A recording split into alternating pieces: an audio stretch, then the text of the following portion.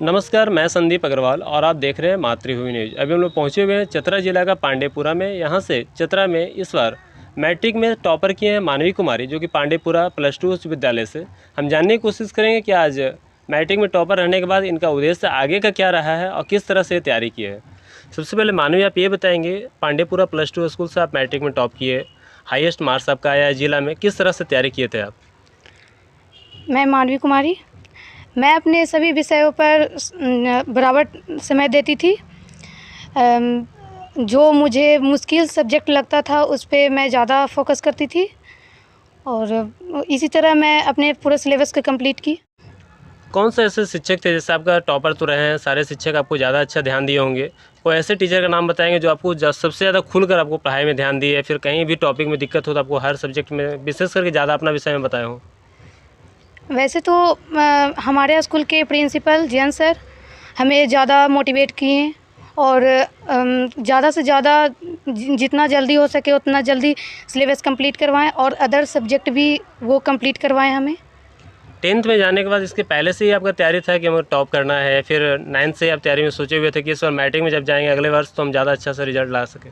हाँ, ऐसी कोशिश होती रहती थी। मैं 9th में उतनी पढ़ने में ठीक नहीं थी, लेकिन 10th में जब आई तो मैं मोटिवेट हुई सबसे और मेरे बगल में सब थी, एक लड़की ने टॉप किया तो मुझे भी जुनून सवार हुआ कि मैं भी इस बार जिला टॉप करूँगी और मैंने करा। आगे का उद्देश्य, आगे का क्या एम रखें आप? तैयारी आगे का पढ़ाई क्या करना चाहते हैं, कहाँ से पढ़ाई करना चाहते हैं, इसके बारे में कुछ बताएंगे? मैं आगे की तैयारी नीट की तैयारी करना चाहती हूँ, डॉक्टर बनना चाहती हूँ मैं। इसके बाद +2?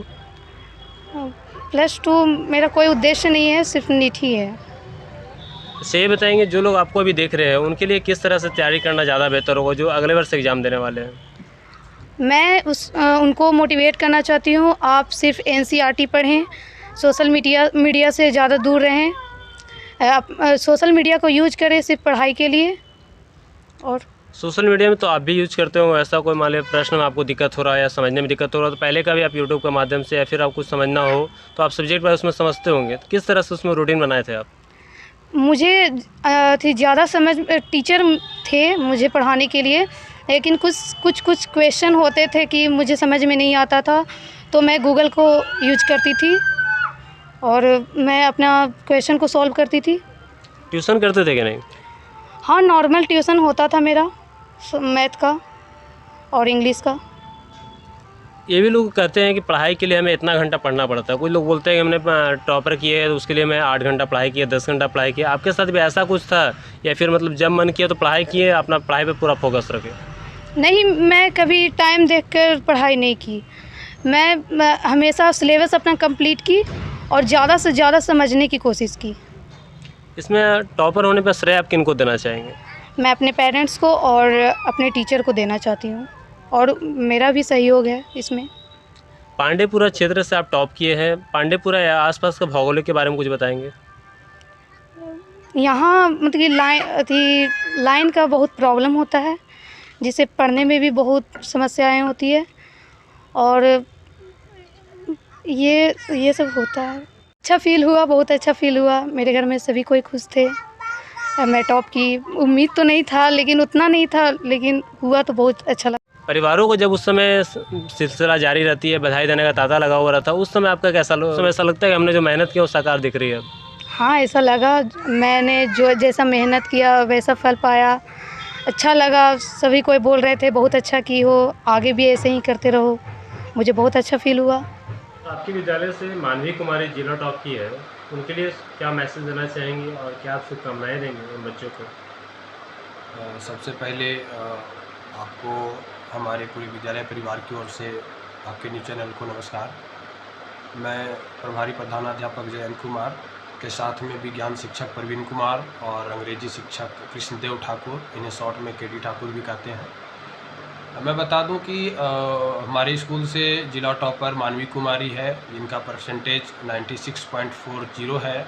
साथ में 2 और बच्चियां हैं जो जिला टॉपर सेकंड स्थान और थर्ड स्थान रखती हैं। एक और बच्ची हैं जो 5th स्थान पर भी हैं। तो हमारे विद्यालय से 4 ऐसे बच्चे हैं जो जिला टॉप में हैं और रह गई बात मानवी कुमारी के संबंध में, तो मानवी कुमारी हमारे विद्यालय की मेधावी छात्रा रही हैं। उन्हें देखकर ही लगता था कि ये बच्ची कुछ करेगी, और हमारे विद्यालय से कई ऐसे टॉपर बच्चे निकले हैं जो जिला तक ही अपना नाम रखे थे। लेकिन ऐसा ही विद्यालय का इतिहास रहा है पहली बार कि मानवी कुमारी जिला टॉप होने के साथ साथ स्टेट में भी 9th रैंक पर रही हैं। उनके उज्जवल भविष्य के लिए हम सभी शिक्षक कामना करते हैं कि वो अपने जीवन में जो चाहे वो प्राप्त कर सकें। बच्चों को सर यहाँ पे पढ़ाई के साथ खेलकूद की प्रतियोगिता करवाई जाती है?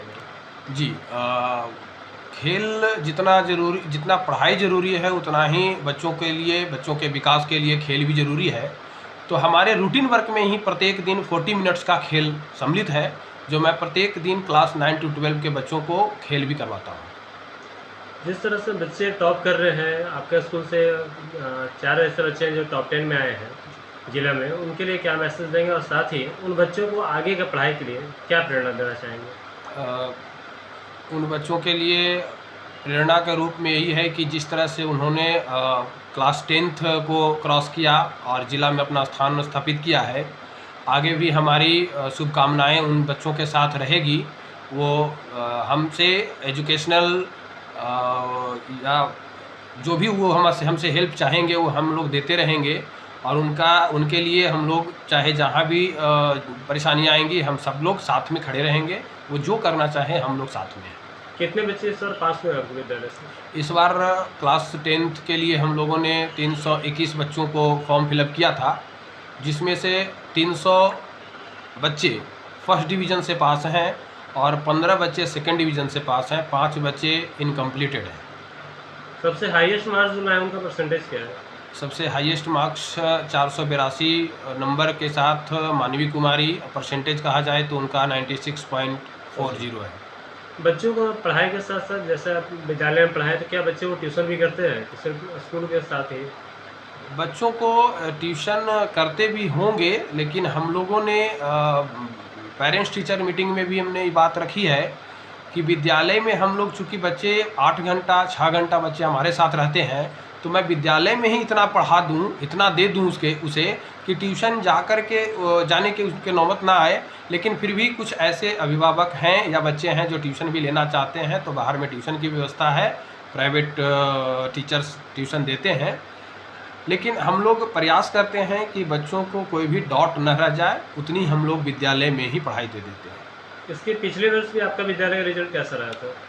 पिछले साल भी 313 बच्चों को हमने सम्मिलित किया था, 312 बच्चों का रिजल्ट आ गया था, जिसमें से लगभग 290 बच्चे फर्स्ट डिवीज़न से पास हुए थे, बाकी सेकंड से पास हुए थे, एक भी बच्चे फेल नहीं हुए थे उस समय। यहाँ पे जैसा बच्चे बता रहे थे कि बिजली की समस्या है, उसके बाद हम लोग पढ़ाई में दिक्कत हो रही है, उसके लिए क्या कुछ कहना चाहेंगे? जी, बिजली की समस्या पूरे क्षेत्र में व्याप्त है, और सिर्फ पांडेपुरा हाई स्कूल की बात नहीं है, देखा जाए तो पूरे हंटरगंज प्रखंड में बिजली की समस्या है। और निश्चित रूप से बिजली की समस्या है तो कहीं न कहीं बच्चों के पढ़ाई पर ये एक गहरा असर छोड़ता है। जब बिजली अच्छी हो तो बच्चों को वातावरण अच्छा मिलता है, लाइट की व्यवस्था हो जाती है। अगर गर्मियों के दिन में 2 घंटा बच्चे एक्स्ट्रा पढ़ना चाहते हैं तो बिजली रहने के बाद बच्चे पढ़ सकते हैं। अगर बिजली नहीं है तो उन्हें गर्मी में या रोशनी के अभाव में समुचित पढ़ाई नहीं हो पाती है। जो बच्चे सर अगले वर्ष एग्जाम देंगे मैट्रिक का 10th क्लास का, उनके लिए क्या मार्गदर्शन देना चाहेंगे? अगले साल जो भी बच्चे हमारे यहाँ से सम्मिलित होंगे, मैं उसका अभी से ही प्रिपरेशन तैयारी कर चुका हूँ कि क्या बच्चों को देना है, कब देना है, कितना देना है। हम अपने सभी सहयोगी शिक्षकों के साथ मिल कर के एक पैमाना तय कर चुके हैं कि जब बच्चे समर वेकेशन के बाद विद्यालय वापस आएंगे तो उन्हें कब क्या देना चाहिए, उस पर हम लोग काम करेंगे और प्रयास करेंगे कि इस बार 100% बच्चों का रिजल्ट हो। और डिस्ट्रिक्ट टॉपर तो रहते ही हैं, नेक्स्ट ईयर स्टेट में भी बेहतर प्रदर्शन करने का प्रयास करेंगे। छात्रों को सर किस तरह से पढ़ाई करना चाहिए जैसे उनका मार्गदर्शन अच्छा हो और साथ में मार्क्स अधिक आए? देखिए, छात्र को पढ़ने के लिए स्कूल प्रत्येक दिन आना चाहिए, और जो शिक्षक पढ़ाते हैं उन पर बेहतर ढंग से उन्हें सुनना और समझना चाहिए। जो बातें वो समझ नहीं पाते हैं नेक्स्ट क्लास में वो पूछ सकते हैं। इससे ज़्यादा ज़रूरी है कि बच्चे घर पे सेल्फ स्टडी कितना करते हैं। हम लोगों ने बेहतर प्रदर्शन करने के पीछे यही फोकस रखा है कि 4 घंटे 6 घंटे बच्चे हमारे साथ रहते हैं, बाकी टाइम अपने घर में रहते हैं, तो घर में क्या करेंगे उसका भी रूटीन हम लोगों ने दिया है कि अपने घर में रहने के बाद आप इस रूटीन में क्या क्या पढ़ोगे और कैसे पढ़ोगे। तो self study the best study कहा गया है।